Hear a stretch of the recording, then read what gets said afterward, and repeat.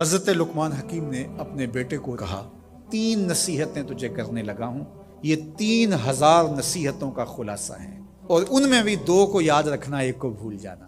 تو بیٹا ہمہ تنگوش ہو گیا، تو حضرت لقمان بولے جو نیکی کی ہے اس کو بھول جانا، اور موت کو اور اپنے رب کو یاد رکھنا۔ یہ میری ساری نصیحتوں کا خلاصہ ہے۔ جو نیکی کی ہے وہ بھول جانا، چاہے وہ کسی شخص کے ساتھ کی ہے، چاہے وہ نیکی عبادت کی صورت میں ہے، کسی رشتہ دار کے ساتھ نیکی کی ہے، تو کہا بھول جانا جس طرح کی ہوئی نہیں ہے۔ حضرت معاذ بن جبل رضی اللہ تعالیٰ عنہ حضور کے روضہ انور کے سامنے بیٹھ کے رو رہے تھے۔ حضرت عمر گزرے تو پوچھا اے معاذ کیوں رو رہے ہو؟ کہا صاحب مزار کا ایک فرمان یاد آیا جس نے رلا دیا۔ کہا وہ کیا فرمان ہے؟ کہا ایک دن حضور نے کہا تھا ادنا سی ریا بھی شرک ہے، تھوڑی سی ریاکاری بھی شرک ہے۔ اللہ صرف اس عمل کو قبول کرتا ہے جو محض اس کے لیے کیا جائے۔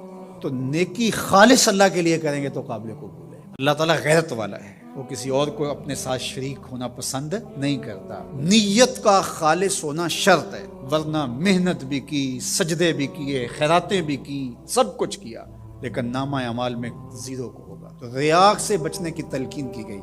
حضرت لقمان حکیم نے کہا جو نیکی کی ہے اس کو بھلا دینا، اللہ کو اور اپنی آخرت کو کبھی فراموش نہ کرنا۔ جب آخرت مستحضر رہتی ہے، ہر وقت بندہ خیال میں رہتا ہے کہ میں اللہ کے حضور پیش ہونا ہے، ایک میدان لگنا ہے، وہاں ترازو گڑے گا، اعمال تولے جائیں گے، تو خود بخود اپنا محاسبہ کرتا رہتا ہے۔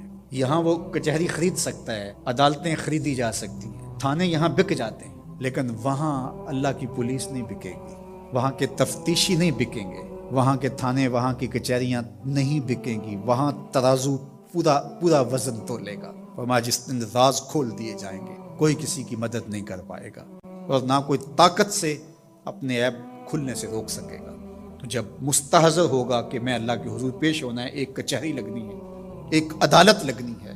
آج مکار آدمی، جھوٹا آدمی، خائن آدمی، بد کردار آدمی بچ کے نکل جاتا ہے، عدالتوں کو چکمے دے جاتے ہیں، لوگ عدالتیں خرید لیتے ہیں، دھمکا لیتے ہیں، سب کچھ ہو جاتا ہے اس دنیا میں، طاقتور کی کوئی بات نہیں کرتا، کمزور پھٹے چڑھا دیے جاتے ہیں، لیکن ایک عدالت ایسی لگنے والی ہے جہاں انصاف ہوگا۔ تو اس لیے کہا کبھی اس کو فراموش نہیں کرنا، اور دوسرا اپنے رب سے کبھی بھی غافل نہیں ہونا۔ اپنے رب سے جو غافل ہو جاتا ہے وہ زندگی کے مقصد کو کھو بیٹھتا ہے۔ دنیا کیا ہے؟ کہا سونے چاندی ہیرے جواہرات کا نام دنیا نہیں ہے، خدا سے غافل ہو جانے کا نام دنیا ہے۔ اور یہ بات ذہن میں بٹھا لیں، اپنے لیے بھی اور اپنی اولادوں کی طبع میں راسخ کریں جیسے بھی ہو سکے۔ ایک چیز کو بھول جانا ہے، جو نیکی ہو گئی بھول گئے، اور اللہ کو بھی یاد رکھنا ہے اور آخرت کو بھی یاد رکھنا ہے۔